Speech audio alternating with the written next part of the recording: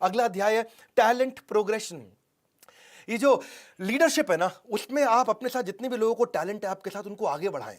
है जी, आप कैसे कितना उनको आगे बढ़ा सकते हैं? जितना अच्छा लीडर है वो अपने टीम मेंबर में चुनता है, ये आदमी में दम है आगे बढ़ाने का, उसको आगे बढ़ाने का पाथ दिखाता है, रोड मैप दिखाता है। ये करोगे तो तुम्हें ये डेजिग्नेशन दूंगा, ये करोगे तो इतनी तनख्वाह बढ़ा दूंगा, यहां पहुंचोगे तो पूरी टीम तुमको दे दूंगा।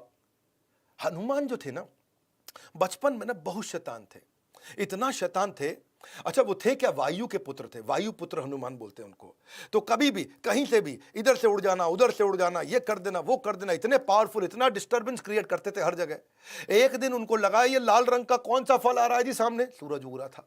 और जी भागे कि मैं सूरज ही खा जाऊंगा, है जी, फल समझ करके। हाँ, अब उससे इतना टेंशन हो गया, इंद्र को आया गुस्सा, उन्होंने अपना जो है ना वज्र फेंक के मारा और बहुत तेज लग गए हनुमान जी के। और हनुमान जी के जो फादर थे वायु, वो हो गए नाराज। और मेरे लड़के को कैसे छेड़ दिया भाई तूने? है जी, बोले मैं इंद्र हूं, बोले मैं भी वायु हूं। कमाल हो गया जी। इतने में मतलब जब झगड़ा बढ़ा इंद्र और वायु का, तो वे भगवान शिव आ गए बीच में, बोले एक मिनट रुको यार, थोड़ा बीच बचाव करना पड़ेगा। है जी, अथॉरिटीज की जरूरत पड़ती है, फिर अथॉरिटी आती है, थोड़ा आकर के कॉम्प्रोमाइज कराया, आपस में करते हैं ना, कॉम्प्रोमाइज हो जाता है जी, इनका हो गया तो उनका कॉम्प्रोमाइज कराया।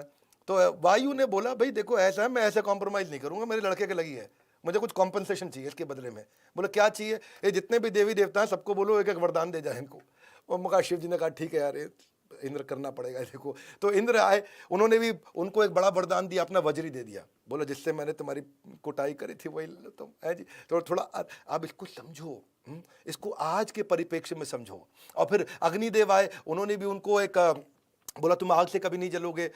वरुण जी ने खुद भी दे दिया उनको कि तुम पानी से तुम्हें तकलीफ नहीं आएगी।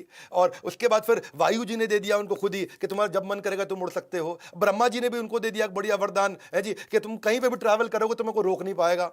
विष्णु आए, उन्होंने भी उनको एक गदा पकड़ा दिया, भाई तुम्हारी तरफ से तुम गदा ले लो।